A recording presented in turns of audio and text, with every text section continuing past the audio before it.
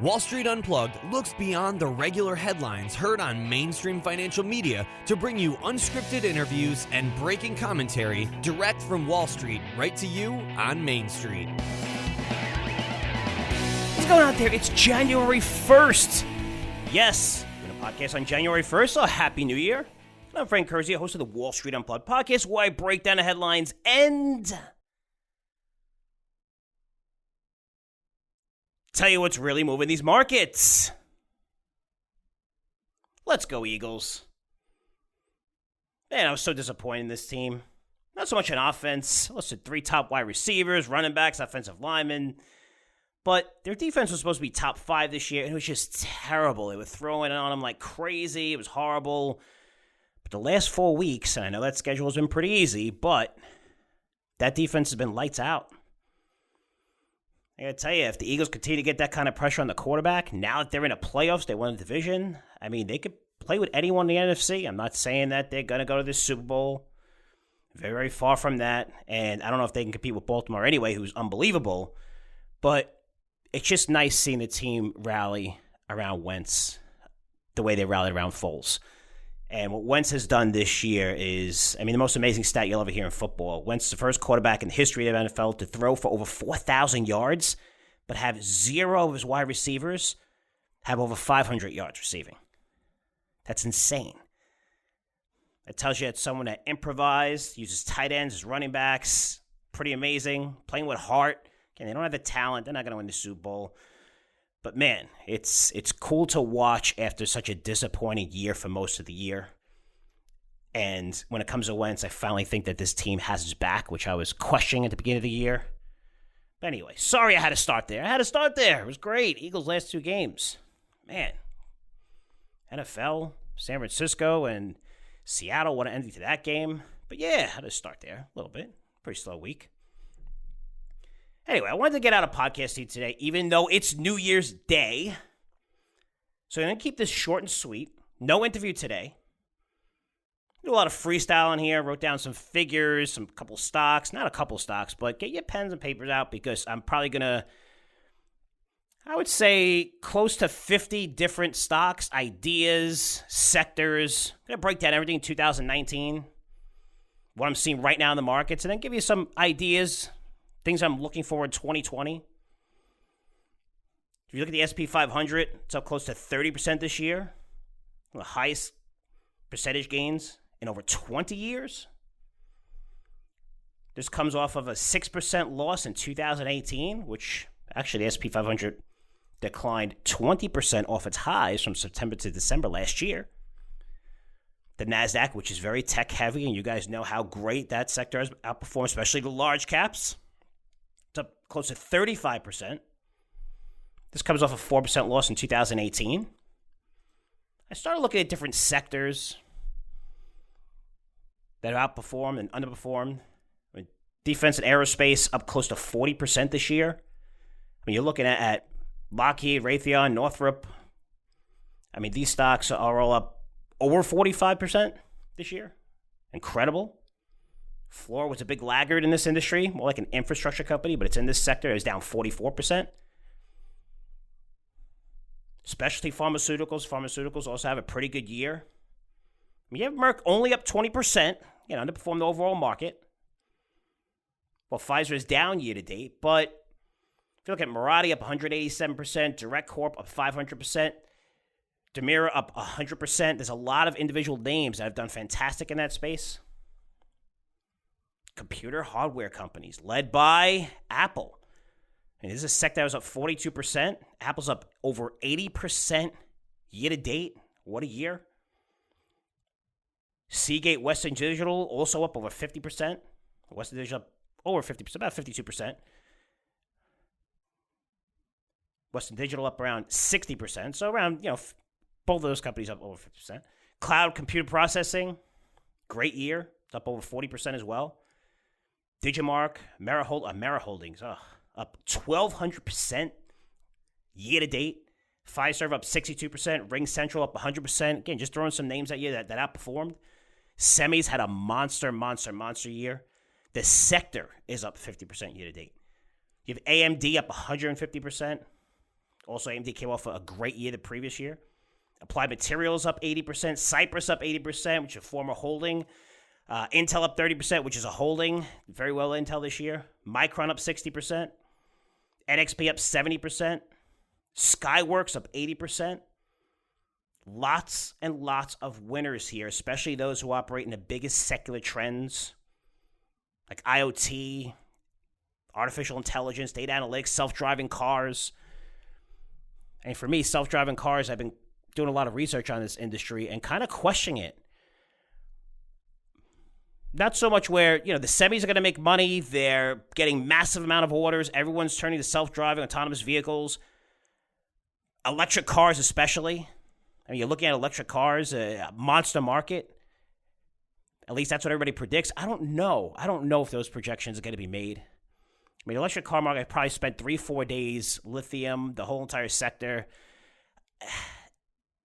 You're basically, and the reason why I'm looking at this industry is because when it came to CMG, natural gas for cars and trucks, I was one of the early adopters there, and I thought it would be a monster industry. Monster industry.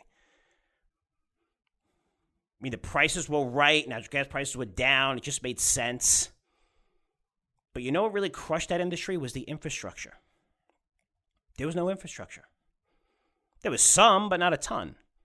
There's still trucks that use CMG, that's fine. But when I look at the electric vehicle and people charging that, there's just not enough infrastructure. There's some, but are you really going to get mom and pop to basically charge their battery, maybe in their garage, have something attached to their home? I mean, it's a big learning curve, and people aren't begging for this technology. They're not begging for it. They don't really, self-driving cars. I mean, people like driving. It's relaxing for some people. I like to drive. I can't picture jumping into a car that's going to drive itself to whatever, the supermarket or wherever I have to buy something that's, 10, 15 minutes away. There's gas stations everywhere. It's very easy. I mean, you're talking about a big change in culture, and yet everyone just has these 20, 30 figures like, wow, there's going to be 20, 30, 40 million electric vehicles on the market. I'm not there. I just don't see it. Doesn't mean the semiconductor companies are going to do bad. Doesn't mean that a lot of the car companies are going to do bad. Again, everybody's turning to this industry. Electric vehicles, autonomous vehicles. I'm going to CES in a couple days. Going to go over the best technologies there. Please follow me on Twitter at Frank Curzio. A lot of live things. Going to be interviewing people. I'm bringing a film crew with me. It's going to be awesome. It's going to be from the 6th to the 9th. I'm going from the 5th to the 10th. But 6th, 7th, 8th, 9th. I'll be there interviewing, sampling new technologies like I do every year. Came back with so many great ideas from that show. Really have it down to a science, because if you go there, you're going to be lost. There's 4,000 companies, probably 3,500 don't even need to be there.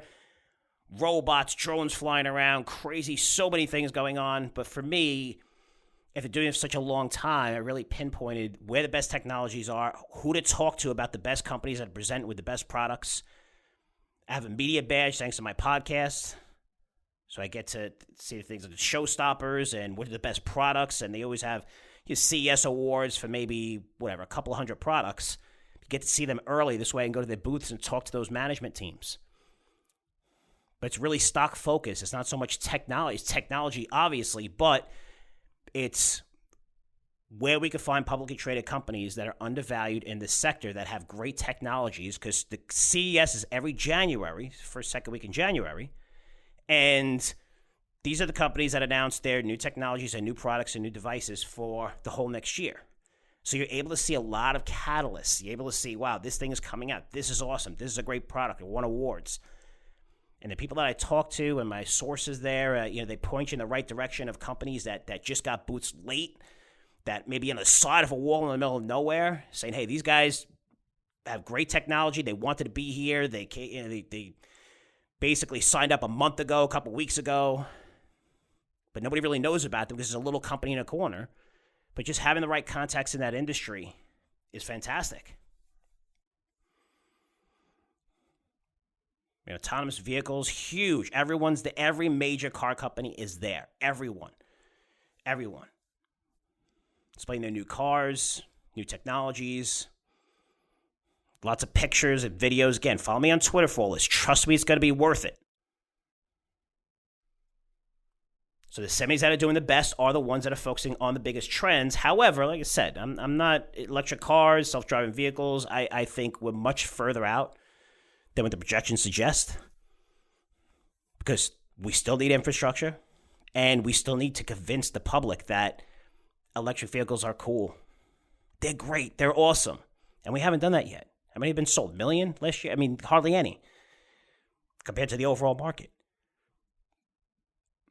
Now, just talked about the best performing industries. Let's talk about the worst performing industries because this is important, guys. There's a big shift going on. It's a huge shift. And it's from growth to value. I'm seeing in the smart money when you look at 13Fs. I'm seeing it. A lot of these companies pop tremendously. One of the ones that come to mind is Mattel in our portfolio. It's done fantastic. And companies just left for dead. Had lots of problems. But man, wherever it was, 40, it went down to 10. We recommended it. Now, we're up, whatever, 20, 30% of the name, doing well. But there's a lot of depressed names that were trading at levels that were so mispriced that they popped. And, I covered this on past segments of my podcast, Stamps.com. Should have been trading at $30. It's $80. But pay attention to this industry. Not saying these are buys, but it's a good starting point. Now, the worst is apparel, specifically retail. When you're looking at AEO is down 25%, Chico's down 35%, Duluth down 60%. Foot Locker down 25%, Gap and L Brands down 35%, Children's Place down 25%, Steinmart down 40%. Not everything is bad in apparel. TJX up 36%, Ross Stores up 37% year to date for the year. But mostly the smaller retail that receives most of their sales through apparel have gotten crushed. Grocery stores, natural grocers, iFresh, Amcon among the biggest losers. The sector was only up 6% this year. On a normal year, that sounds pretty good. But again, we're up 30% on the S&P 500. Drugstores, Walgreens down 13%. CVS was up 13%. Again, still underperformed. You had Rite Aid that was up 40%. A lot of that was due to this massive move over the past month and a half, 2 months or so. But Rite Aid has a $1 billion market cap compared to $50 billion for Walgreens. I think it's $100 billion for CVS. So, overall, drugstores not really doing too well, underperforming. Tire companies got wrecked this year. Look at Goodyear, Cooper Tire, Merit Tire, terrible. That sector's down 16% this year. Iron and steel companies, U.S. Steel down 40% this year.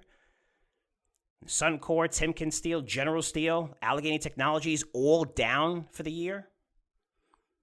Chemical companies, not terrible. They're up 10%, but again, significantly underperformed.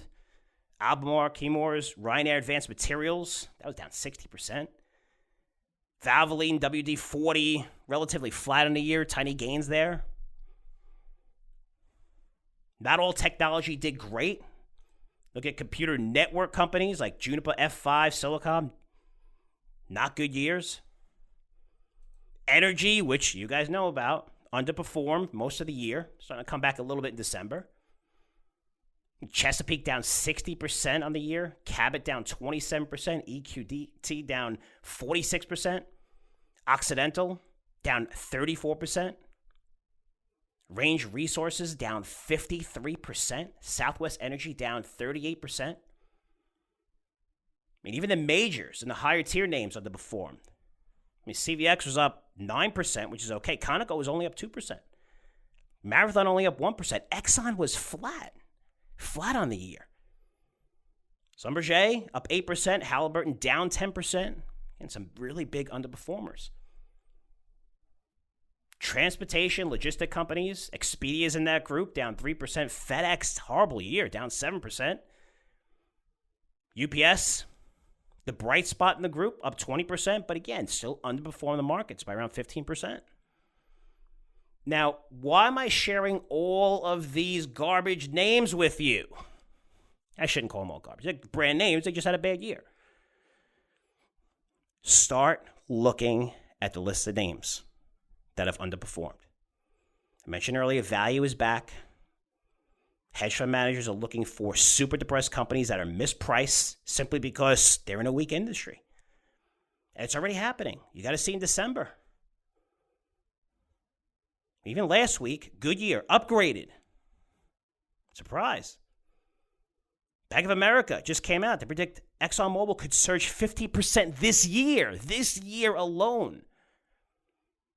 Mostly because they're going to be selling non-core assets. So money or smart money flowing into Occidental. You're seeing this rotation of the smart money from technology and some of these other sectors a little bit. Not selling all their technology, but they're rotating to energy and materials.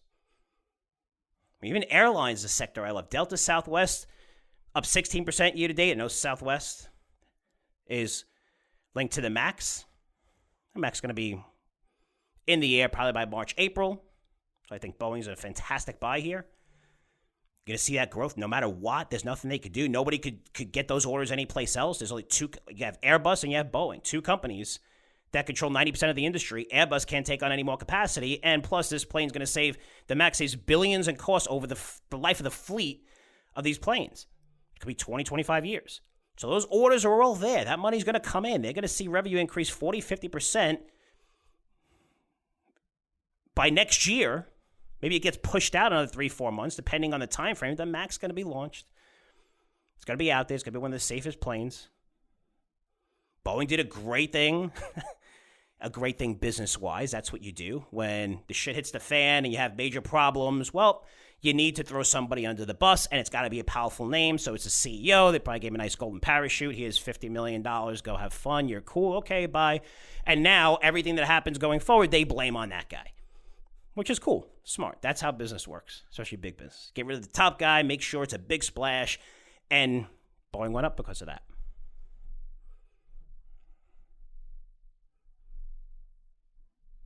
But getting back to these depressed names, you're seeing that rotation.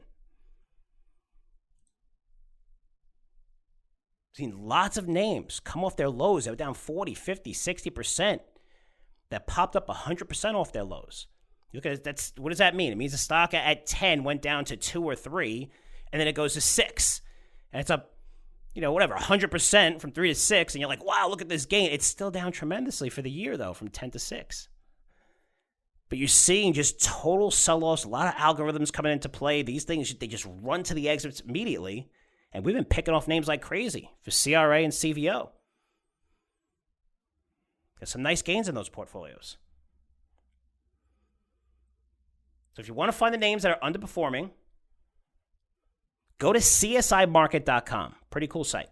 Again, I don't get paid by anybody. I'm trying to find free sites for you, but csimarket.com. And if you have trouble finding it, just put into Google worst performing sectors and stocks, CSI, and it's going to come up.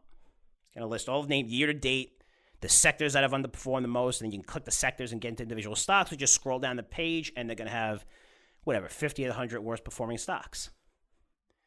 And I'm going to tell you, there's a lot of brand names on that list that are going to surprise you. I'm not saying all of them are buys, but start looking into some of those names. I'm not telling you to sell all technology, all your growth names, especially tech, healthcare, financials. By far the biggest outperforming sectors in 2019. Look at Apple, Microsoft, Google, JP Morgan, United Health, from a technical standpoint, all breaking out. Look very, very positive going to 2020.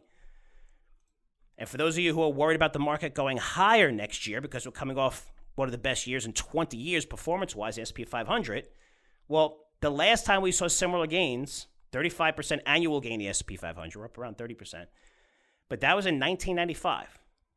37.5%, the S&P popped. And in that year, which was pretty cool, the Fed cut rates 3 times that year, just like they cut this year. So what happened after 1995? For the next 4 years, the market doubled.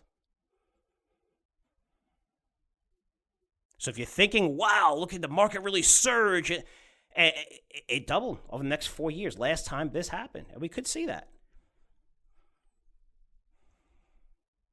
We definitely could see that. I mean, even when I look at the Dow components, the Dow index is up 22% this year, much less than the S&P 500. Why? Because S&P 500 is filled with the top tech names that have skyrocketed this year. But there were only 7 Dow components that outperform the S&P 500. Visa, United Technologies, Procter & Gamble, Microsoft, JP Morgan, Goldman Sachs, Apple.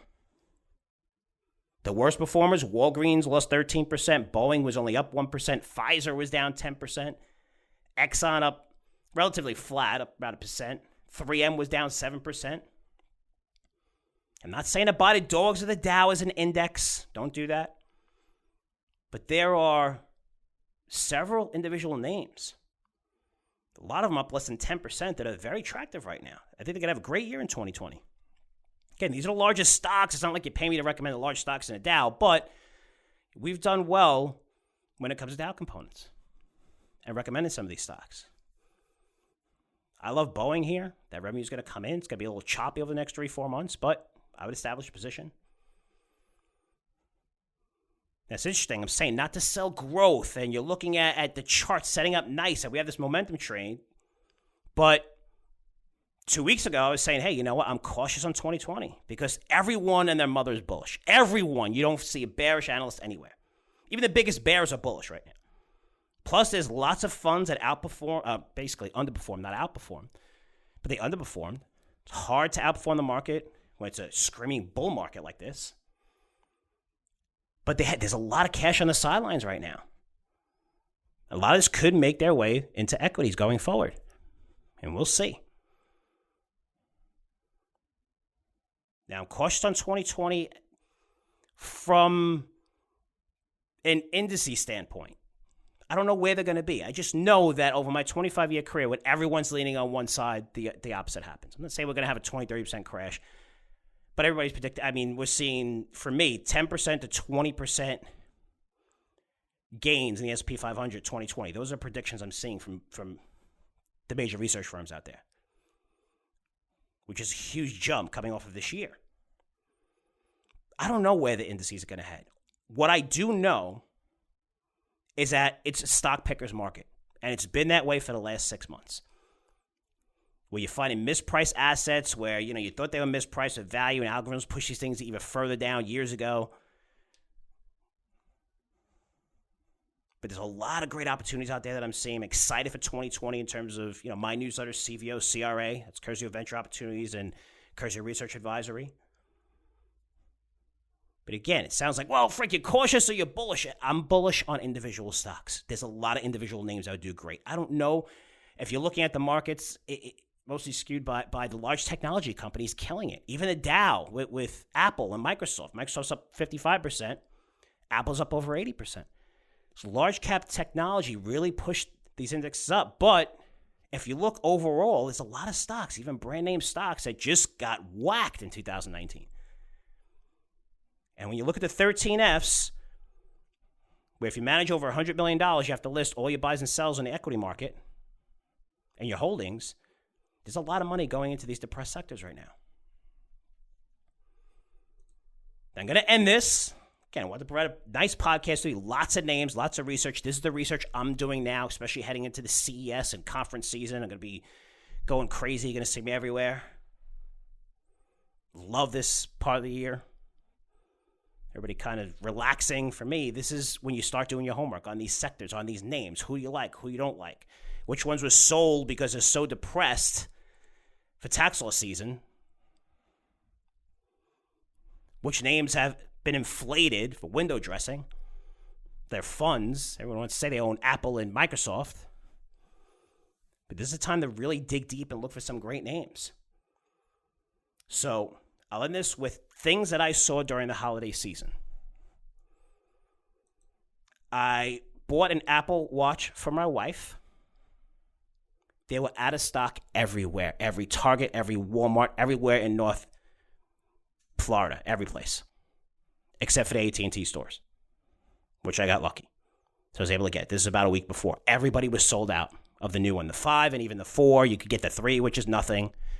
Again, you know what Apple does with their technology, and they make it so you have to upgrade your technology. They actually admitted that and got fined for it, which is fine. They do what most companies do, right? They want you to buy their new product every single year, so they have to make those older products obsolete if they can. Went to 3 different Targets, all were crowded. Walmart's jam-packed. Best Buy may be the biggest winner. I mean, I've been a bull for Best Buy for a long time, received a lot of shit on it, which is cool. I get it. I understand. Stock's all-time high. But people say, well, Best Buy, it's electronic retail. All these companies go out of business. Well, that's the thing. Everybody went out of business except for them. And you could say, wow, their biggest sellers are TVs. They don't make high margins on it. They make huge margins on TVs. Not directly, but indirectly. And with the TVs and those prices you could buy a 55-inch, you could buy a 55-inch for $500, $300, $400, depending on the quality. I'm going to see the best TVs again at CES. Amazing. Lots of 8K now. Everything's kind of 4K-ish. All the new technologies, OLED, Samsung's technology. But for Best Buy, don't be fooled, because when you're looking at what they sell, they make a fortune from Geek Squad.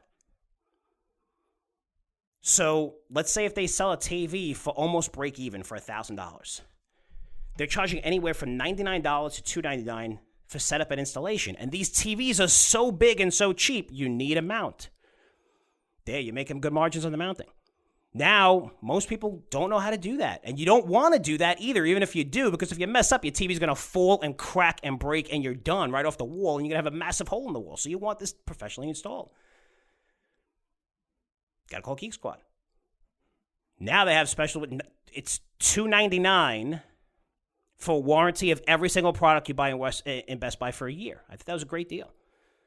Especially if you buy nice flat screen TV, surround sound, which a lot of people are upgrading their surround sound systems because these TVs are so beautiful. Hey, I want the whole thing. I want the whole package. So that provides even more money to Geek Squad because they have to set all this up.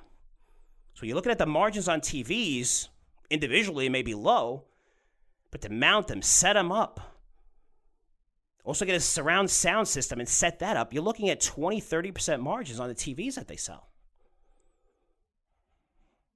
And most people need to go, even me, I am a big TV person, but I like when they come over and they do the settings perfectly with my surround sound. Again, it's a new TV, so you have to find different things where everything is. And, sometimes it's not that easy with the colors, but they put it perfectly to match the room if you have, lighting or if it's dark. But who else is going to install that stuff for you? Not a lot of companies. What else I see during the holiday season? Well, MGA might be a big one. LL Dolls sold. Huge. I love the CEO of that company. So on Bloomberg, trashing Mattel. It's going bankrupt. It's horrible. It's terrible. They're a mess. Why were you trying to buy it if it's such a mess for? I love CEO. He's so mad he wasn't able to buy the company because they said, no way, we're not selling it. He wanted to underbid the company, just buy it for nothing. And Mattel said no. Thank God they did because the stock is up nice now. But MGA is a winner. And Mattel. Barbie Dream Plane and Toy Story 4 True Talkers, two of the top-selling toys for Christmas, made by Mattel. Yes, I have kids. Yes, I follow this stuff. But it's also important even if you don't have kids.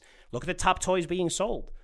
It's a big deal. If Mattel's on that list and it's so depressed, you could see that stock really surge. And that's one of the reasons why I recommended it, because every negative, every reason people hated that stock, it was Hot Wheels, it was Barbie, it was international sales, they turned everything around. It was slowly turning around. It's been that way for years for Mattel. At least 2-3 years. It's been horrible. They see the problem, and people still cite that problem without even looking at the stock price. They're losing market share. It went from 40 to 10. We know that. A lot of that's priced in, and they see it, and they reversed a lot of those trends. Barbie's going to be a huge seller this year. They're also taking a Marvel approach where they're launching movies around the biggest products like Barbie. We've seen how much money people... the Star Wars got terrible reviews. It's still going to generate $1 billion. And it's funny because when the reviews came out, they was so bad that everybody that saw it after that loved the movie because expectations were down. Something to be said for that when it comes to sentiment. When sentiment is sky high, it's hard to match that, especially with the stock market. And right now it is sky high. That's one of the reasons why I'm cautious on the overall markets. But when it's so depressed, like what you see with companies like Mattel or even GameStop has gotten crushed this year, you only need a small positive for these things to pop 30, 40, 50% off their lows because sentiment is so bad. But overall, when I look at the economy, probably the strongest economy I've seen in my career. I don't know how anyone could say any different. I don't care about your political beliefs. I don't give a shit about any of that. I'm just saying from the stores, I mean, it's just... And I went to St. Augustine with my family a few days ago. And it's basically the best place in northern Florida to see Christmas lights. They have the whole entire town decorated. It's beautiful, amazing displays. So I just took, my wife, my daughters, had a great time. There was tens of thousands of people there. Tens of thousands of people there. And shopping at all the stores. Have you been to St. Augustine? They got these, little streets with stores every place. I mean, you couldn't even walk down the streets. I couldn't drive down the streets to see the lights, so we had to park and then walk because it was so crowded. Look at it, all the stores were jammed. Some even stayed open later than 9 p.m., which is amazing for Florida. Not many, but a few, because, hey, it's 9 o'clock. I don't care. It's 10,000 people. Well, I got to go home at 9. Why open up a business for? Anyway, it's a Florida thing. It's funny. I get it. It's okay. But the ones that stayed open, like the ice cream parlors and these other stores, just crowded. People buying stuff like crazy. And when I believe it, like 10:30, 11, we had a lot of fun. Took a horse carriage ride with the kids to see the lights, which was really nice. But everywhere you went, the stores were crowded, people buying food, drinks. Even the bars were packed with kids. It was incredible. I can't believe I just said bars and kids. That's how old I'm getting. But it felt like Rockefeller Center, which I've been to a dozen times, more than that. Living in New York. It was jammed. You couldn't even walk. It was packed. And everywhere I went this holiday season, and I want to hear from you, frankcurzioresearch.com, but man, lines everywhere. Even for the stores that weren't doing too good because they're discounting their merchandise so much because they have so much inventory that even those stores are crowded. It's not going to show up too much because their margins are going to be terrible, especially for the apparel companies. But it's no surprise when you look at early indications suggest that we had a record year in holiday spending. Can't be surprised at that. I'm going to leave here with one last stat for you. Everyone has been saying how big box retailers, they're dead. They're dead. Everyone.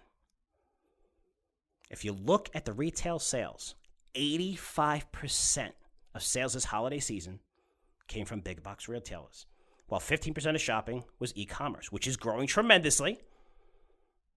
85%. And I'm not saying, hey, go buy Kohl's, JCPenney, American Eagle Outfitters, the apparel companies and big box apparel companies. I'm not saying that. But the Walmarts, the Targets, Ross, TGM, Best Buys, big box, a lot of these guys killing it right now. Amazon understands this. This is why they signed a deal with Kohl's, which I was surprised at, right? So I'll tell you what I'm surprised about in a minute. But Kohl's, you could bring your returns from Amazon to Kohl's, big box retailers. That helps them out a lot. I think they did a pilot program. They loved it. Now Amazon expanded to everywhere, which is amazing. So this is what doesn't make sense. I go into Kohl's because I was looking for the wash for my wife. I said, let me see if Kohl's has it, right? They signed the deal with Amazon for returns, and, they should be selling the Apple Watch. They don't sell the Apple Watch. I'm like, why wouldn't you sell the Apple Watch? They sell it at so many different stores. I mean, they have a technology sector. Not that it's big in Kohl's, but they were selling Fitbits. So Fitbits everywhere. I'm not saying people were buying the Fitbits, but it was interesting. When you look at certain big box retailers, they're getting it done. They found the right mix of e-commerce, big box. Best Buy matches the prices for Amazon, and hey, we're going to go there and install it because nobody else is going to install it. You can't go Amazon and install something for your TV, surround sound system, anything. Amazon also a big winner. Almost every product you buy at Best Buy, they gave away an Echo. Why? Because now they're going to control you. They're going to know everything about you. The smartest move by Amazon. Get that Echo into every single place. Now it's going to link to smart homes and all the appliances being made. Two massive growth markets I'll be covering. It's smart cities and smart homes. Two trends that I've been covering for 3 years. Last year got bullish on both of them. Recommended stocks in our portfolio. One was Itron, fantastic, up a ton for us. Also had a takeover, Silver Springs. Just taken over by Itron. That's how I got familiar with Itron. They're going to be at the Consumer Electronics Show. But the smart homes, where everything's universal now. You could have an Echo, and everything, every one of your devices are going to be controlled by that. That's what I saw last year. It wasn't, hey, let's use Apple Home or Google Assistant. No, it was everything was Amazon. Everything was Echo. Everything was Alexa. It's going to get bigger and bigger as they have data on billions of people. Billions of people, their spending habits, what they like, what they don't like. Amazon's going to know all that. They're going to be the king of that, which is the biggest market in the world, right? Any single company wants to know the demographics of their business, where they're spending, when they're going to spend, when they want to buy stuff. Otherwise, you're just marketing with your eyes closed, which could cost a fortune to do. It's better hey, let me target the right audience. So Facebook is amazing. I always give the example of Starbucks. Starbucks could advertise wherever they want. They could advertise on TV, the Golf Channel, whatever they want. You really don't know who's watching. You know when they get up. You really don't know anything. But with Facebook, they know, hey, there's 2 million people right now in your Starbucks stores. What do you want to send them? Send them something right now. You can text them, send them a coupon, whatever. Can't beat that. You can't beat that. Getting back to those big box retailers. Not all of them are dead. Not all of them are dead. Some of them, yes, you're going to see more store closures. It makes for a great headline, great story. But the survivors are going to do more and more business, just like Best Buy. When you kill the entire industry, well, there's one left standing. Name another electronic retail store. You can't go to Walmart to buy electronics. Half the people in there, you ask them, they don't know anything about it. Same with Target. Yet Best Buy, they'll tell you everything about what TV, the best technology, how to install everything. Target, Walmart, fantastic with their e-commerce business. So a lot of names I shared with you, a lot of things I saw in 2019, a lot of things that I'm seeing now, the holiday season and why the economy is so strong, and also what I expect in 2020. There's lots of stocks, lots of ideas, right? Huge returns next year. Especially look at the Dow components, guys. I know. I'm not going to recommend tons of Dow components to you guys in Curzio Research Advisory again. You guys don't pay me for that. But there's a lot of names out there that could show 30, 40% returns. And Bank of America, I don't know if they're right or not, but 50% gains are expecting on ExxonMobil next year. Even if it's 20%, that's pretty good. 20% gains are amazing returns on a company like Exxon. You're not buying some crazy technology company hoping for the best, or a biotech company, or a mining company hoping for a major discovery they're going to get taken out. There's some good brand name stocks trading at significant discounts that expect to have a good year in 2020. Start looking. I just gave you a list of at least 30, 40, 50 names. Start there. Go to CSI Market. Again, I don't get paid by them at all, but it's the best place. If you find it someplace else, that's fine.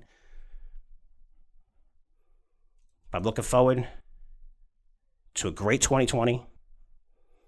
Looking forward to giving you lots of new ideas. And the short term, looking forward to giving you the scoop, the real-time updates, especially for subscribers. You're going to see lots of new names from the Consumer Electronics Show. Interviews with some big executives. Going to try to do a podcast when I'm out there as well. Live podcast, see if I can get some guests. Everybody's very busy. Might be tough. But one of the easiest ways, follow me on Twitter at Frank Curzio.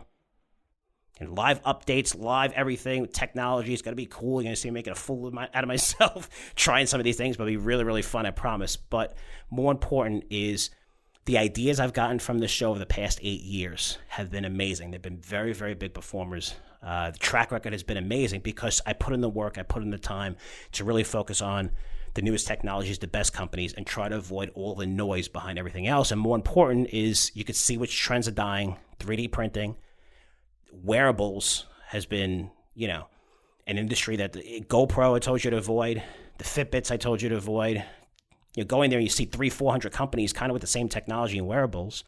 And Apple's doing so well with that because they sell their product and it's compatible with your phone and they're selling it to their base. So they're doing fantastic in that market. But for others, there's so many choices. You have no idea. Seriously, at least 300. I'm probably being conservative on it this year when it comes to wearables and companies displaying their technology. There's no patents on this stuff. Very few. Low barriers of entry. Very little pricing power. So not only am I sharing great ideas from the CES, I'm also showing you trends that you should avoid that people are really talking up. And one of those trends may be electric cars. I'm really going to dig in even further into this industry. I just don't see it happening as soon as they're starting the next 5 years. Over the next 5 years, they said it's tremendous growth. You'll see tremendous growth because it accounts for 1% of the market. That's fine. But you're not going to see 5%, 10% in electronic. I just don't see it until the infrastructure is built, until the educational curve. I mean, people care about the planet, but I don't know if it's enough to, hey, you know what? I'm just going to get rid of my SUV and buy an electric car that I have to charge up, which I have no idea how to do right now. A lot of people saying that. Do I have to install something in my house? How far can I go? What happens if I run out? I need to know where these places are, which, again, they'll list in the car and GPS systems and stuff, but it's not a lot. It's so easy to just pull over any exit and get gas. It's going to be interesting to see how this trend plays out, considering consumers really don't care about the electric car market. So you're going to have to change their minds before this gets widely adopted. But I'm reporting to you next week from the Consumer Electronics Show, giving you the scoop on all this. So I hope you enjoyed the holidays. Hope you enjoyed this special podcast. Happy New Year to you and your families. Looking forward to a great 2020. So I'll see you in 7 days. Take care. The information presented on Wall Street Unplugged is the opinion of its hosts and guests. You should not base your investment decisions solely on this broadcast. Remember, it's your money and your responsibility. Wall Street Unplugged, produced by the Choose Yourself Podcast Network, the leader in podcasts produced to help you choose yourself.